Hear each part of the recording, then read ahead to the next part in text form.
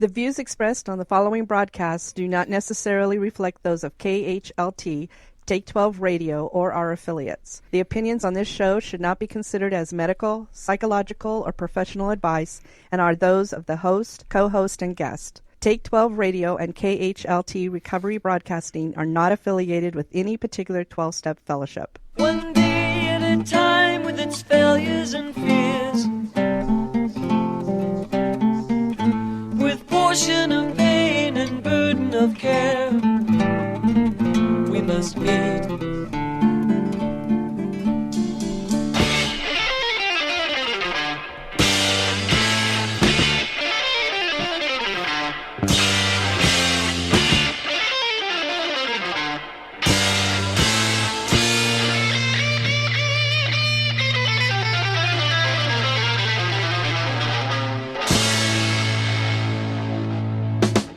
Welcome to Walking Through the Language of the Heart, a journey into the Grapevine writings of Alcoholics Anonymous co-founder Bill W.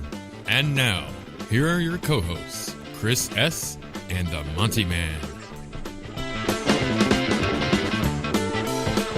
Well, zippity-doo-dah, zippity-day. Welcome once again to another fine broadcast of Walking Through the Language of the Heart with our co-host, Chris S., and we are going through the book, The Language of the Heart. These are Bill W.'s articles that he's written for the Grapevine from 1944 to 1970. And our good friend Chris S., I've worked with Chris before. Many of you know that from Walking Through the Big Book and Walking Through the 12 Steps and 12 Traditions, and now this series, this workshop. And as always, Chris, it is an absolute pleasure to have you on and being such a big part of Take 12 Recovery Radio, my friend. Thank you, Monty. You know, I love everything that you do, and it's really a lot of fun to be back together after must be 10 years now since we did the 12 Steps and 12 Traditions. Yes, indeed. You know, I'm really looking forward. This is a really cool workshop. You know, for anybody that hasn't been here before, The Language of the Heart is a book of Bill Wilson's Grapevine writings. So Bill had an in with the editor of the Grapevine magazine. So he wasn't likely to get a rejection letter if he sent something in. But what really is amazing about this, what I'm finding amazing, is we're witnessing through his writings in these articles, we're witnessing the birth and growth of Alcoholics Anonymous as an institution.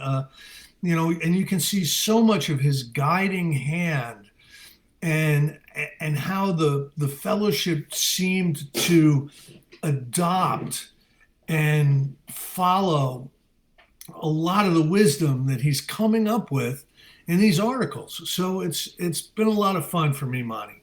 Me as well. And it is always interesting to crack open a book that either we haven't read in years and years or certainly don't remember most of this stuff. It's eye-opening for me. There have been several people that have written in and several people in my home group that have mentioned how much they're enjoying this series as well. So this week, this article is entitled, Last 7 Years Have Made AA Self-Supporting.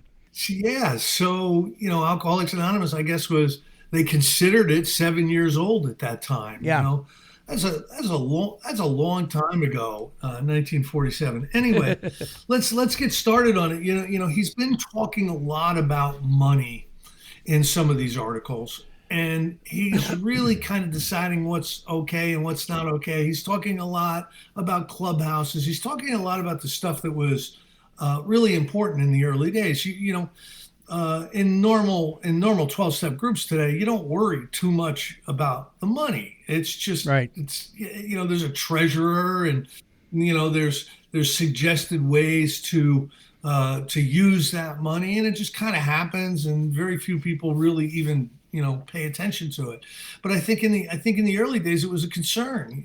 There were people who were worrying a lot about, you know, was this going to be a money-making scheme for some people?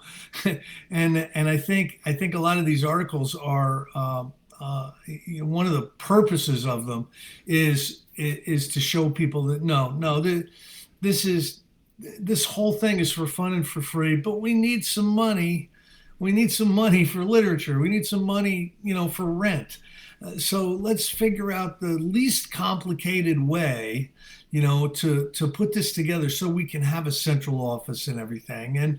And let's not accumulate wealth, because the second you have more money than you need, there's going to be all kinds of people complaining about it. So I think that's kind of the atmosphere that was going on back then. But let's get I'll get started here. So okay. This was written. This is last 7 years have made AA self-supporting. August 1947. How we ever got the book and our office through that summer of 1939, I shall never know. Had it not been for a truly sacrificial act on the part of Bert T. in early New York AA, I'm sure we couldn't have survived. Bert loaned the defunct Works Publishing Company $1,000, obtained by signing a note secured by his own business. This act of faith was followed by 2 more pieces of good fortune, which barely got us through the year. In the fall of 1939, Liberty magazine published a piece about us. This produced a flood of inquiries and some orders for the AA book. Those few book receipts kept our little central office going. Then came a burst of articles in the Cleveland Plain Dealer.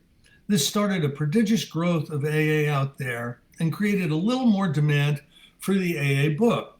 The story of the book was, when they published it, they sent out all these little postcards to every doctor, in America. And then they waited a couple of days, in anticipation. And then they went down to the post office literally with sacks, because they were going to need to carry all the responses, all the orders for the book back. There's going to be so many of them. They're going to need sacks, right?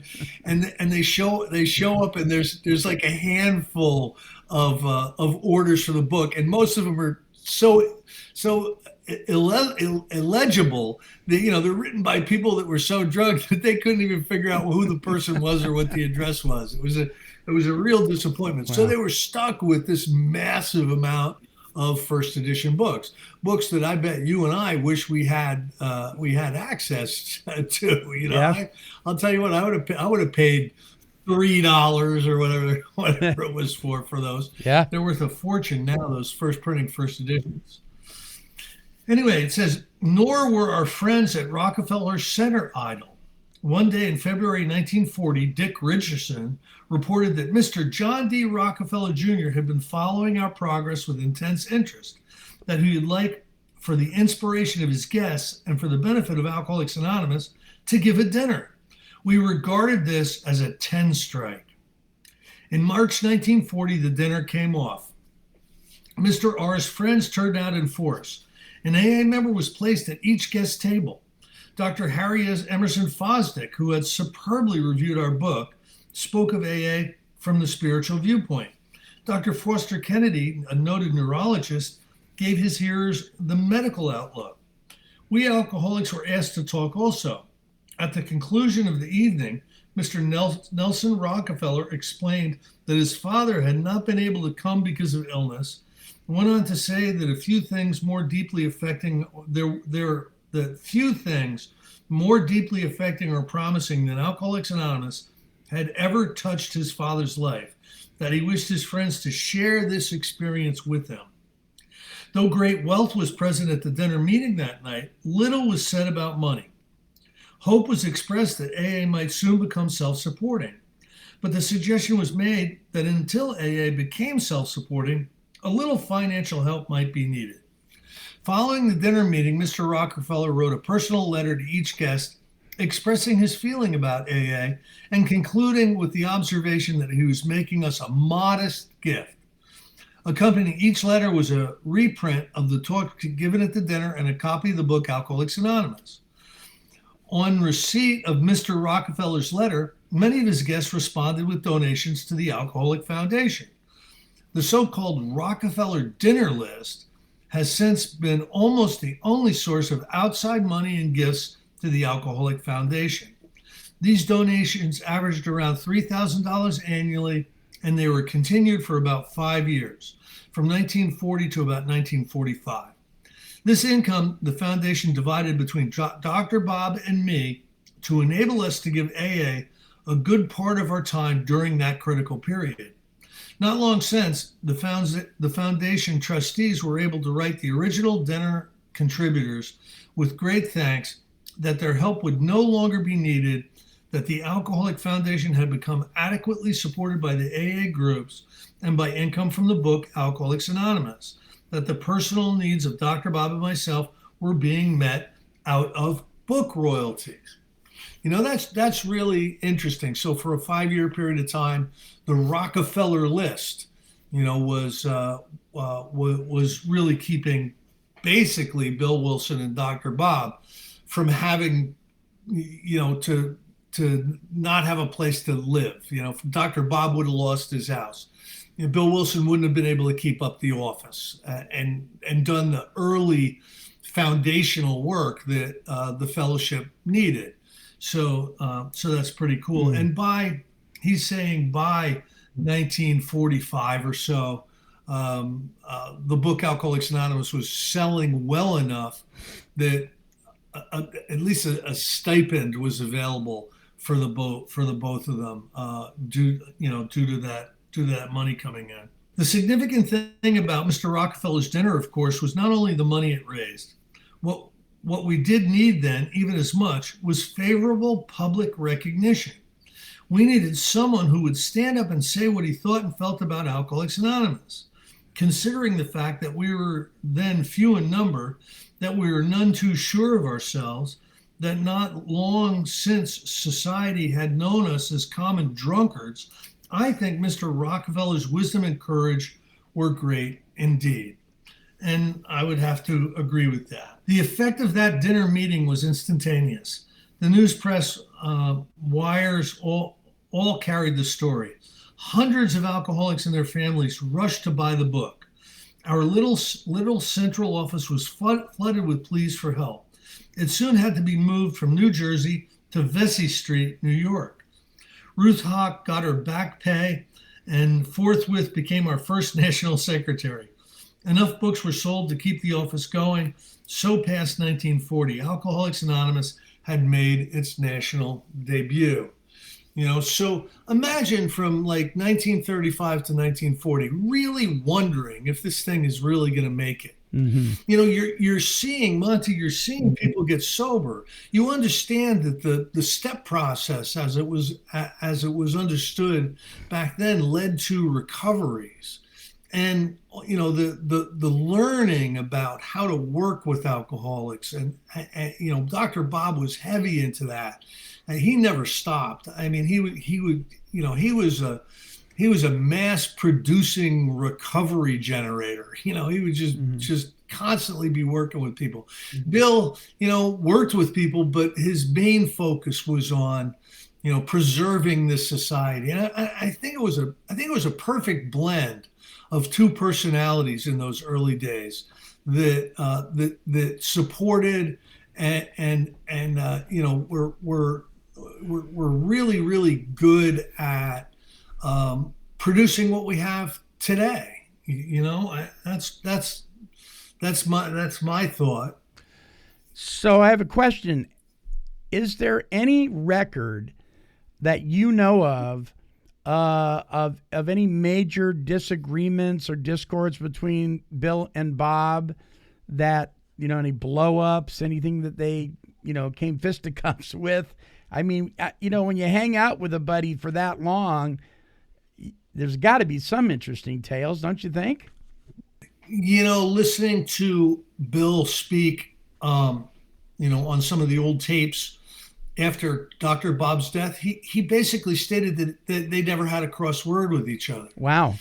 Now that wasn't the case with Bill and some of the other people in Akron and Cleveland. No. You know, there was some animosity going on between Ohio and New York. But Dr. Bob didn't play a role in that, as far as I know. Now that doesn't mean Dr. Bob agreed with everything Bill did. I'm not convinced Dr. Bob thought the book Alcoholics Anonymous was a good idea. He didn't participate very much at all in its writing, but he didn't tell Bill not to do it. He didn't tell him it was a stupid idea. And as it became clear that this book really was being written, he was supportive of it. But some of the things like the traditions and things like that, Dr. Bob was not in agreement. Certainly, a lot of the people in Ohio were not in agreement with some of the direction Bill was taking. He took it anyway, and I'm glad he did. Yeah. So it says here, just a year later, the Saturday Evening Post assigned Jack Alexander to do a story about us. Under the impetus of Mr. Rockefeller's dinner and the Cleveland Plain Dealer pieces, our membership had shot up to about 2,000. Our Clevelanders had just proved that even a small group could, if it must, successfully absorb great numbers of newcomers in a hurry. And that was Clarence Snyder. He was a driving force of the Cleveland group, and they got about the business of helping people recover. And the cool thing is Clarence Snyder lived, I think, until the 80s, and you can get a lot of his talks. He was one of the last of the first 100. You can get a lot of his talks and a lot of his workshops online, because by the time people were really paying attention to the history of Alcoholics Anonymous, Clarence Snyder was still around, and you'd interview him. You'd have to do it in his house with a squeaking parrot behind him, But these tapes exist. You know what I mean? And for history buffs, they're wonderful. He tells the old stories of the first groups. Right. There's nobody left around now. There's nobody left around that's alive now who can do that, unfortunately. Anyway, they had exploded the myth that AA must always grow slowly. From the Akron, Cleveland area, we had begun to spread into other places: Chicago, Detroit, and the Midwest. In the East, Philadelphia had taken fire. Washington and Baltimore were smoldering. Further west, Houston, Los Angeles, and San Francisco were taking spark. Growth continued at Akron and New York. We took special pride in Little Rock, Arkansas, which had sprung up with no personal contact with AA, having caught on through books and letters from the central office. Little Rock was the first of the so-called mail order groups, now commonplace all over the world. Even then, we started correspondence with many isolated alcoholics who were to form groups later on. That's interesting. Little Rock, Arkansas. That's where the late great Joe and Charlie hailed from, right? So they were the first. They really thought the book Alcoholics Anonymous was going to get sent all over the place, and people were going to start groups and start taking. It didn't necessarily happen that way. Yeah. At least the majority of the growth of Alcoholics Anonymous was one person carrying the message into an area who had experience with Alcoholics Anonymous. So it says, despite this progress, the approaching Saturday Evening Post piece worried us. While our Cleveland experience had given assurances that our few established groups would survive the impact of heavy publicity, what could we possibly do with the thousands of burning appeals that would now swamp our little New York office, then staffed by Ruth Hawk, a typist, and myself? How could 3 people handle the thousands of frantic inquiries we expected? The Post article would bring more book sales, but not enough to handle this emergency. We needed more office help, and quickly, or we must be prepared to throw heartbreaking appeals into the wastebasket. We realized we must, for the first time, ask AA groups for assistance. The Alcoholic Foundation still had no money save the $3,000 a year dinner fund, which was helping to keep Dr. Bob and me afloat. Besides, some of the creditors and cash subscribers of Works Publishing, the AA book company, were getting anxious again. So what Bill did, I don't know if he's going to say this, but what Bill did was he took 33% of the stock. Dr. Bob got it. He took 33% of the stock, and then he sold fraudulent stock certificates for the other third of the profits of the books. And a lot of people who bought this stock had to wait. They weren't getting any money. And I forget exactly what the stocks were, like $50 a share, $10 a share. So I forget. But, they'd put that money out 5 years ago and nothing's coming in, I guess, is what he's saying. Wow. So 2 of the alcoholic members of our foundation traveled out among the AA groups to explain the need. They presented their listeners with these ideas: that support of our central office was a definite responsibility of the AA groups, that answering written inquiries was a necessary assistance to our 12-step work, that we AAs ought to pay these office expenses ourselves and rely no further upon outside charity or insufficient book sales. The 2 trustees also suggested that the Alcoholic Foundation be made a regular depository for group funds, that the Alcoholic Foundation would earmark all group monies for central office expenses only, that each month the central office would bill the foundation for the straight AA expenses of the place, that all group contributions ought to be entirely voluntary, that every AA group would receive equal service from the New York office, whether it contributed or not.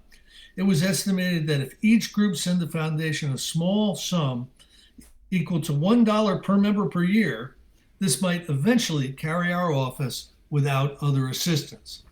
Under this arrangement, the office would ask the groups twice yearly for funds and render. At the same time, a statement of expenses for the previous period.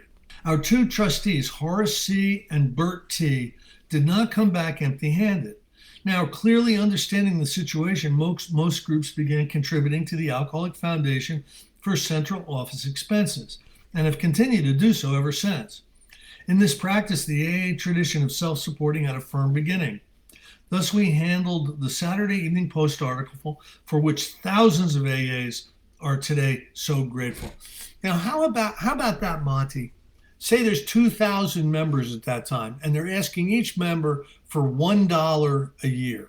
Do you know what the prudent reserve for Alcoholics Anonymous is now?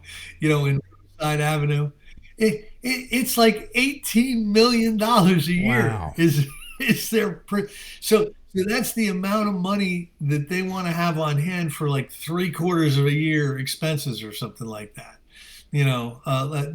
Inflation is real, Monty. and also they hired every kind of person you can hire. So it's definitely grown and it's definitely changed. I wonder if Billy be okay with it. Yeah.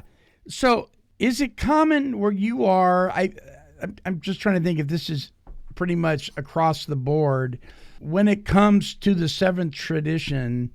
And it comes to the period of time in the year when you're sending your GSR to the area meeting or the district meeting or whatever, and then they're giving funds. Is it, because I can't remember, is it more common to pay first the expenses of whatever the rental is on the meeting hall, then the prudent reserve, and then the rest of the money goes? Or is it... each group has a treasurer. Yeah. And the treasurers are it's assumed that they're going to be responsible. Right. And so there's suggested ways. Each group is going to suggest that the money be handled. Probably the most common way is you got to take care of your rent first, or you got no meeting. Right. You got to have the coffee and the literature, or you're going to really look lame. So let's say that stuff happens first. Yeah. Then a lot of groups send some money to intergroup. They send some money to their area. Like I'm in area 44. So the area gets some contributions, and the central office in New York is a part of that donation, and so that's kind of normal. But listen, each group is autonomous. Each group can handle their business the way they want to. You have more of a right to be wrong than you do for Alcoholics Anonymous to chase after you and tell you're not doing it right. So, but there's pamphlets. There's I don't know if most people know this, but like if you're starting a group, they will send you this binder, that's got all kinds of information on home group and all kinds of recommendations and stuff like that. But I believe that at this period of time there was the central office. Now we have areas that need money, and the areas have districts that need money. Yeah. So Alcoholics Anonymous has grown at that rate. An intergroup, has raised its head up and said, hey, we need some money. So it's more complicated than just, sending $1 a year to the central office today. I don't know what it's like where your meeting halls are and so forth, but I know that the ones that I've visited don't seem to have much upgrades going on. You know what I mean? It's like the tables are still filled with holes. Yeah. The chairs are still pretty raggedy. If anything does happen, it's usually by, the big-hearted people that just volunteer their time to maybe put a new coat of paint on the inside of the room or something like that. But for the most part, even the clubs, they're pretty run down. They're functional to the degree that they can be functional. And that's pretty much it. Is that common where you're at?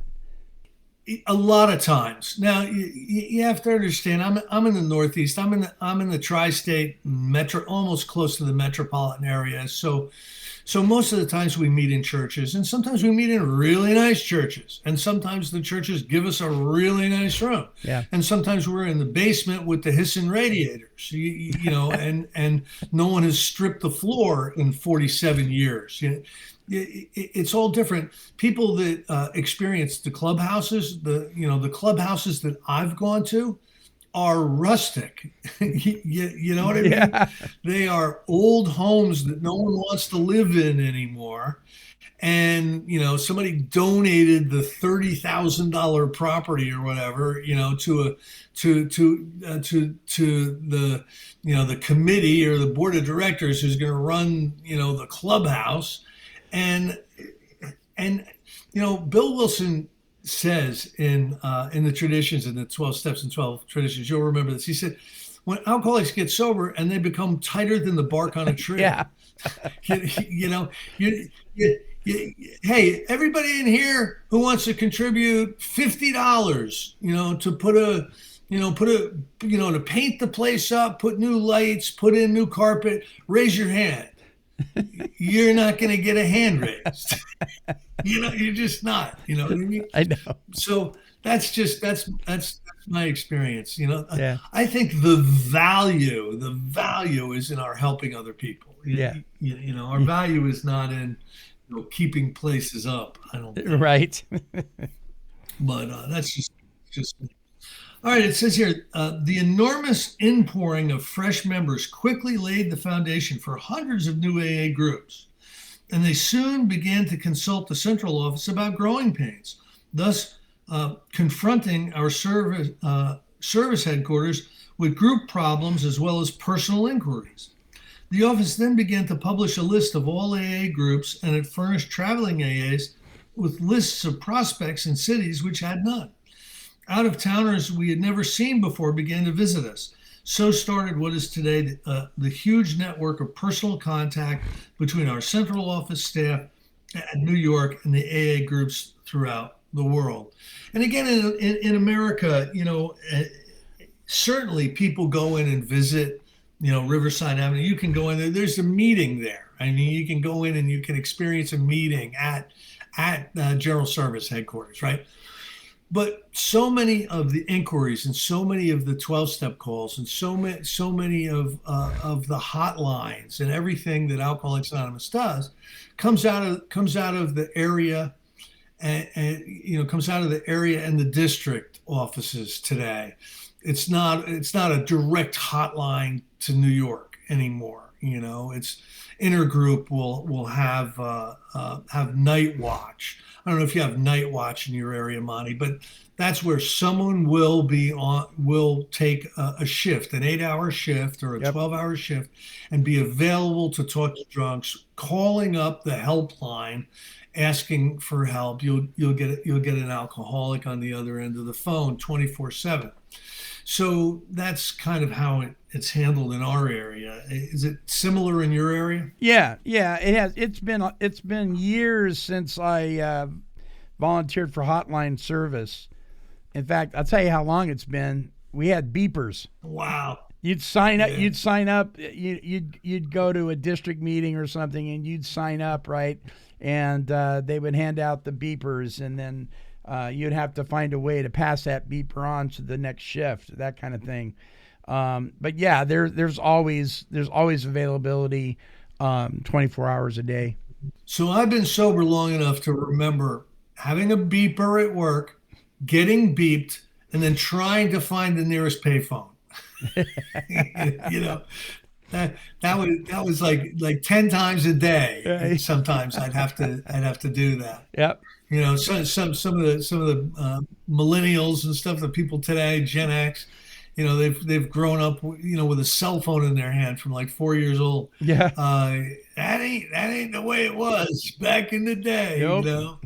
When I got sober, they didn't have cars, money. You had to take a train to the meeting. I mean, it goes way back. Oh, that's anyway, I jest. So it says here, the year 1941 was a great one for the growing AA.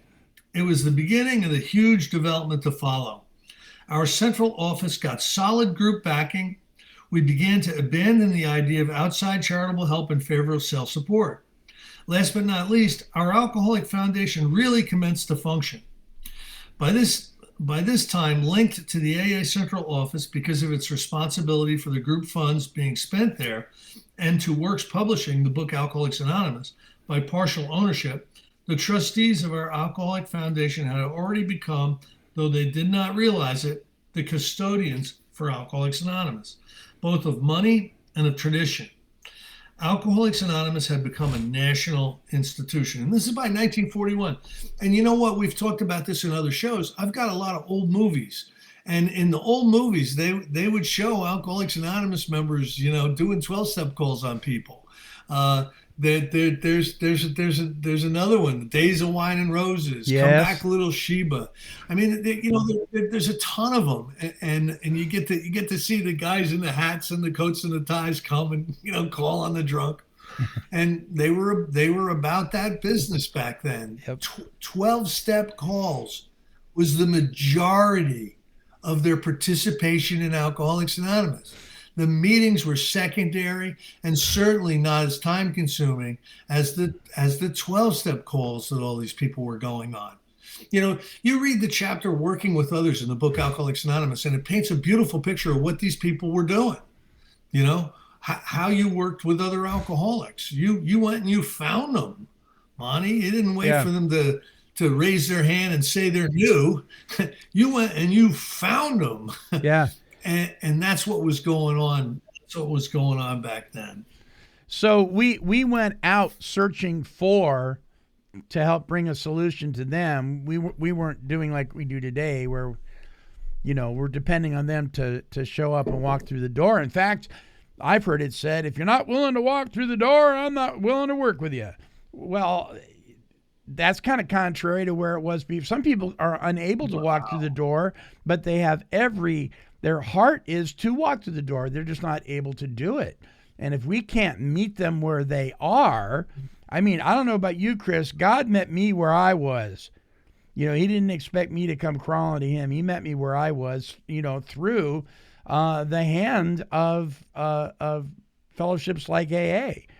And I didn't go search it out. I really didn't. It was because of somebody coming to me. So, yeah. So Monty, just a little of my personal experience with this. You and I agree on 99.9999% of no, we agree on 100% of the stuff together. But in the last 2 weeks, I've been instrumental in helping three different people, find some type of an entrance into uh, uh, a path toward wellness. That could include detox, treatment, AA, or all the above, right? Let's get you headed in the right direction. Yeah. Now, here's what I believe. I believe that there are tons of people out there who desperately want help, who are not coming to AA. They're not coming to NA. They're not coming to CAA because they don't know anything. They don't know about it. They've heard maybe some stuff. Yep. They don't know that they don't think it's for them. They don't understand. So there is an abject need for people to be available, to be that first point of contact. Not the person that looks up AA in the phone book and makes the call. The person who's still sick and suffering, who doesn't know what to do, doesn't even know to call AA, right? We need to be available for them. And kind of how I do it is, listen, I'm at a point now where I've got maybe 3 years of work left, and I took a job, and everybody at the job knows I'm in recovery, and I don't care. I don't care. I don't blab my 12-step membership, but I tell everybody I'm in recovery, and I help other people who want to get in recovery. And in the last month, 2 people at work asked me to help their kids. And so this is kind of what we're doing, and it can be as easy as a suggestion. It can be as hard as a navigation into treatment with talking with parents and meeting at the diner and all the stuff that's involved with that.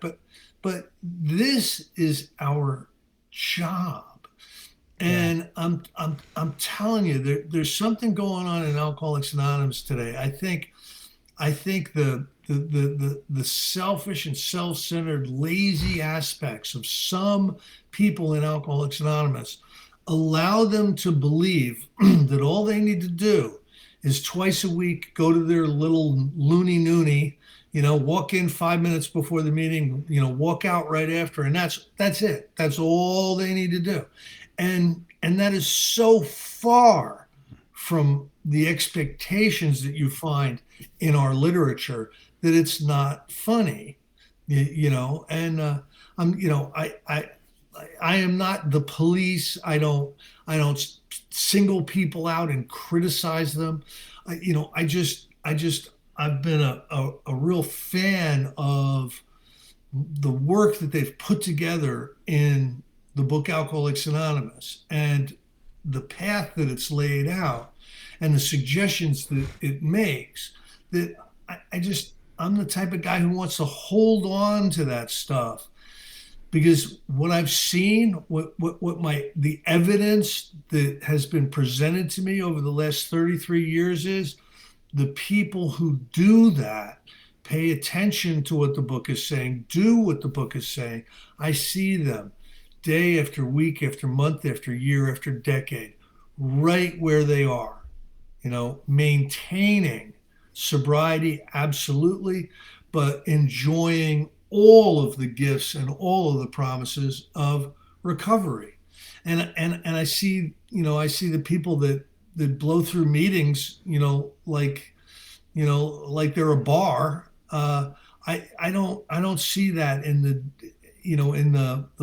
the meeting population, where people don't get involved in anything except the meeting, and that's just kind of what I've seen.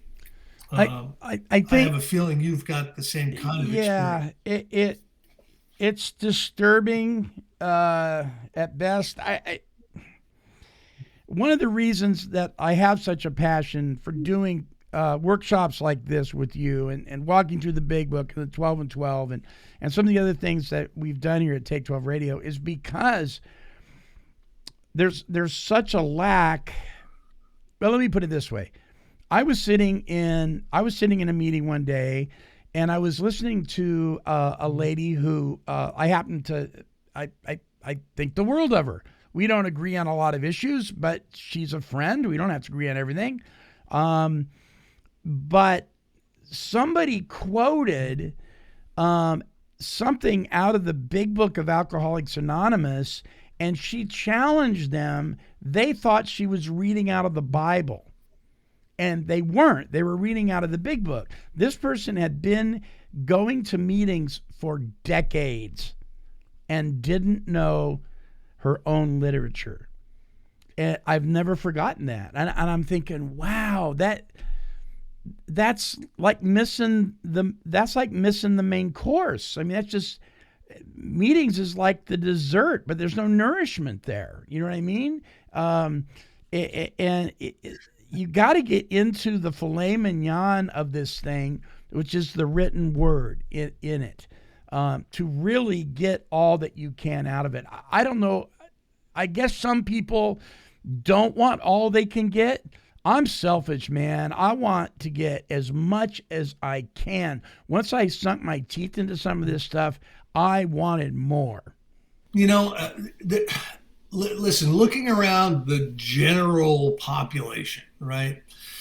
Many people who show up in the 12-step rooms want to do the least amount they need to do to stay separated, to stay sober, and to stay separated. Mm-hmm. And when you do the least amount, you get a least amount.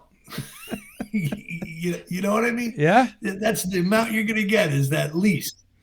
And the thing about Alcoholics Anonymous is it's 1,000 miles deep. Like all you have to do is start to apply, a fraction of these principles in this book, and you're going to start to see results. Now, there are a lot of people that I've loved in the rooms who are that type of person. They see it as an overreaction to like go make amends or to sponsor or to pray or meditate. I've never done that. I don't need to do that. I've been sober for 6 years. All right. So you're gonna marginally do this recovery work because you're staying sober. But what you're missing is the spiritual awakening, which is the whole point. Yeah. Having had an awakened spirit as the result of these steps, we're organically driven out to help other people. And through all of that, our quality of life is as good as it can get. Lonnie, I've known you for years. You're one of the happiest, most content, most serene, most spiritually sound people I've known. But I guarantee it's directly proportional to all the work that you're doing trying to carry the message. Amen. You know what I mean? It's not, you weren't genetically the way you are now. As a matter of fact, genetically, you had some twisted genes, if you go look back into your history, right? Yeah. So directly proportional to this work is not only our sobriety, but our recovery, and not only our recovery, but our quality of life. I really believe that, and so many people miss that. They miss it, and I for one will always be carrying a message of depth and weight. And how I define a message of depth and weight is that I've had a spiritual awakening as a result of the 12 steps, and my life is awesome. Yeah. That's a message of depth and weight, whether you like it or not. You know what I mean? Whether you like it or not. So it says here, quietly but effectively, the evolution of our foundation has since continued. Several years ago, the trustees had a certified audit made of the Alcoholic Foundation and Works Publishing, from their very beginnings. A good bookkeeping system was installed and regular audits became an established custom. What he's not saying here, because Bill Wilson just refuses to criticize anybody in print or talk about any of the dark experiences really, in a way that could be damaging to any people, was there were people in Ohio who were accusing him of absconding with all these AA funds. This is a Bill Wilson get rich quick scheme, and so he brought in auditors. He brought in auditors that said, from the very beginning, I want you to cover every single dime that's gone in and out of here. And they did. And then he had to go and he had to present this audit, this audit to certain people in certain groups, and they still hated him. So I love how he puts it. He puts it here. He makes it so positive. Yeah. When it was like probably a torturous experience for him. But anyway. About 1942, it became evident that the foundation ought to complete its ownership of Works Publishing by calling in the stock of outstanding cash subscribers of Works. Several $1,000s were required to do this, and of course, group funds could not be used for this purpose. So he had to pay back the people who had bought stock. At least that's the decision that was made. Boy, it would be cool to own stock in the book Alcoholics Anonymous. I think there were some business decisions that closed all that out, to the general public. But let's see what he says here. So the trustees, spearheaded this time by our old friend Chip, turned again to Mr. Rockefeller and his dinner list. These original donors most gladly made the foundation the necessary loan, which enabled the foundation to acquire full ownership of our AA book, Works Publishing Incorporated. So he borrowed money from the Rockefellers to pay off all the fraudulent stock certificates. That's really interesting. Wow. Meanwhile, Works Publishing, now being partly relieved of supporting the central office, had been able to pay its own creditors in full. Later on, when out of AA book income, the trustees offered to pay off the foundation debt, several of the lenders would take only a part payment, some none at all. At last, we were in the clear. This event marked the end of our financial troubles. So what I had heard is we paid back the Rockefellers, right? What Bill is saying here is the Rockefellers gave some money, but it was the dinner list people that gave money. And when we went to pay them back, some of them said, no, you guys need it more than we do.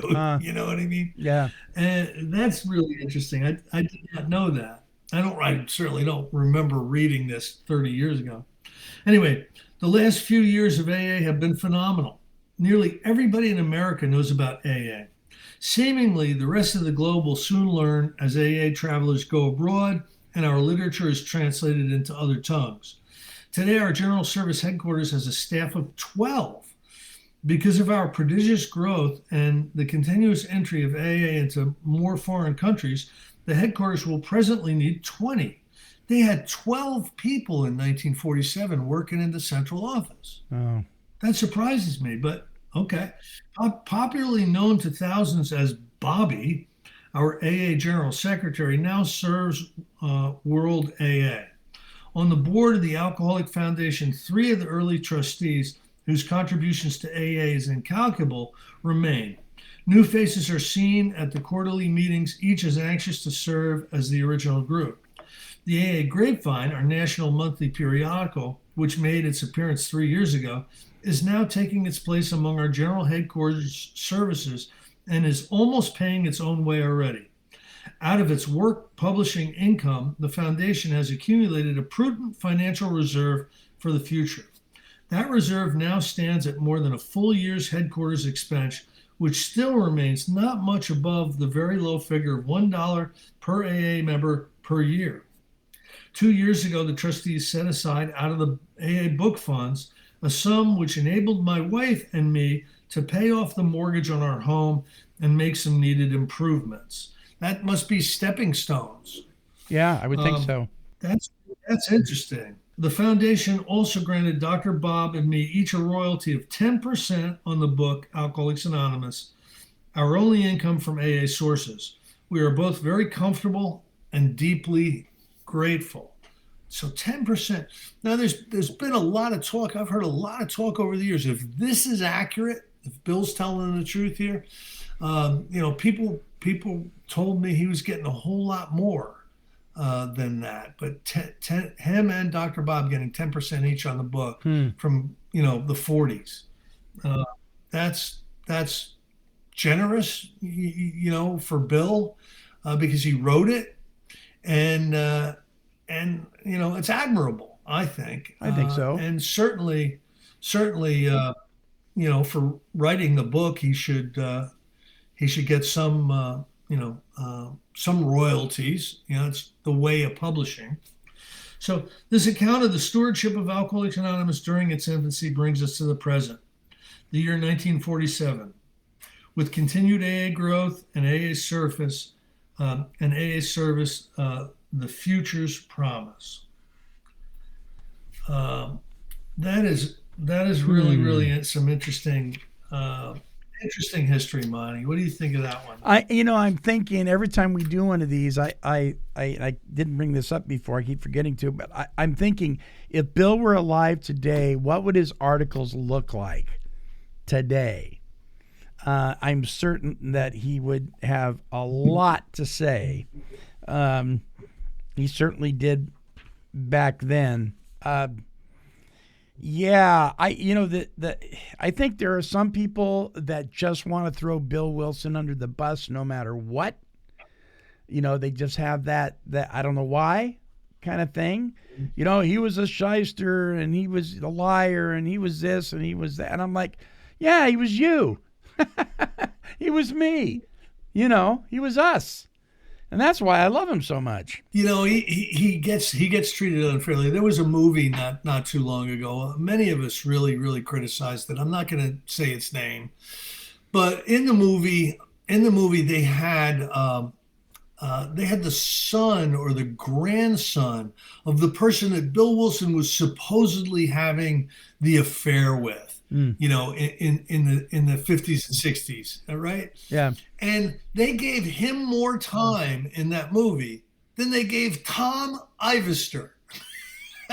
you know what I mean? Like Tom Ivester played second fiddle to like the grandson of the woman that Bill supposedly had an affair with. It was insane. You know what I mean? But listen, sometimes people want to make things, outrageous because outrageous sells.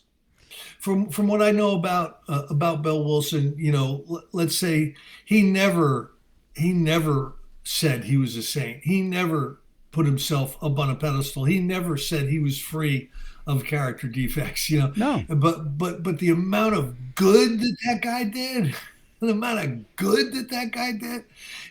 far outweighs any small perceived, inequity or, impropriety that somebody might be able to dig up. You know what I mean? It's that doesn't tap my brakes, hearing about stuff like that. What were you going to say? I was going to say, well, first of all, I was going to say, I mean, look at the patriarchs in the Bible, for crying out loud. These are adulterers and murderers and thieves and the lowest of the low, and we raise them to high esteem. I mean, but I think there's a reason for that because they're us. But no, when I had William Borchert on the show a couple of times, when we talked about the book he wrote, I think it was called My Father a Drunk or something like that. And of course we had referred several times during that interview on the screenwriting of My Name is Bill W.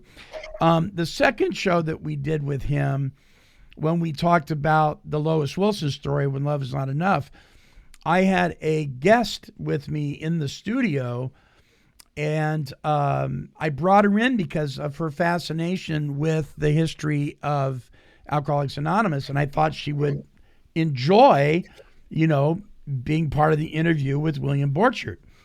So one of the things she asked William, and I had no idea that she was going to ask this, She asked William about Bill's affair, quote unquote.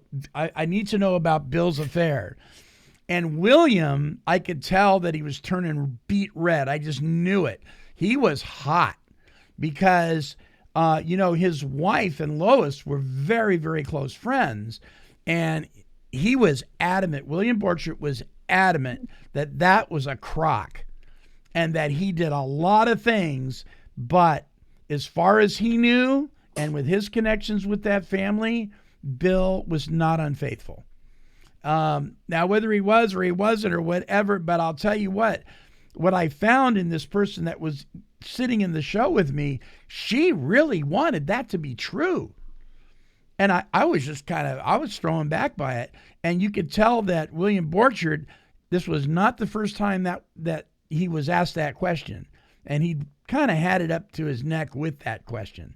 So I haven't heard much about that particular issue in a long time, but back then it was a thing. Well, you know how you male alcoholics are. There's no way he didn't have an affair. So I don't know, but it made for an interesting show. Yeah, I'm not convinced Bill was unfaithful. No, I'm not convinced he was faithful either. Right. But I'm not convinced he was unfaithful. There's some real serious people that I've talked to who do not believe he was. Some of the people who were running Stepping Stones. Some of the people who've really dug in deep into the archives do not believe that he was. Right. And then there's other people who says there's proof, and yet who cares? You're right. Who right. cares? What's important about Bill Wilson? He was the principal architect of the most impactful spiritual movement of the 20th century. That's what's important about Bill Wilson. Yeah, there you go. Well, next week, the article is entitled Traditions Stressed in Memphis Talk. So now we're going to be talking about the traditions more, right? Yeah, we're going to be talking about traditions till we don't want to talk about traditions. I have a feeling because he's developing them. He's working it out. But it's going to be fascinating. Yeah. All right. Well, as always, listeners, I encourage you to write in. We've had several of you email us, or you can comment on our YouTube version or any of the podcasting platforms listed at take12radio.com. Now, if you're having an issue getting to our website, Take12 Radio, take and the number 12radio.com, don't fret. Just type in the word 12. It'll take you to the same place. So TAKE, the word 12, radio.com if you have an issue. We had somebody tell me last week that they were having trouble. So not to worry. You can always go there as well. All right, Chris, thank you so much. Thank you, Monty. All right, until our next broadcast, this is the Monty'man along with our co-host, Chris S., and we're wishing God's perfect serenity for you.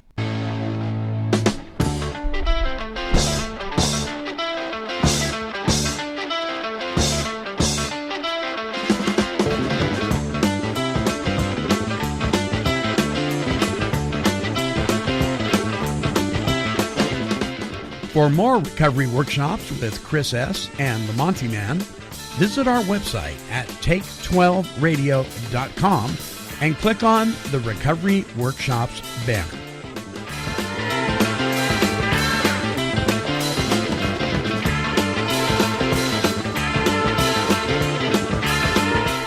This has been a broadcast of Take 12 Recovery Radio and KHLT Recovery Broadcasting.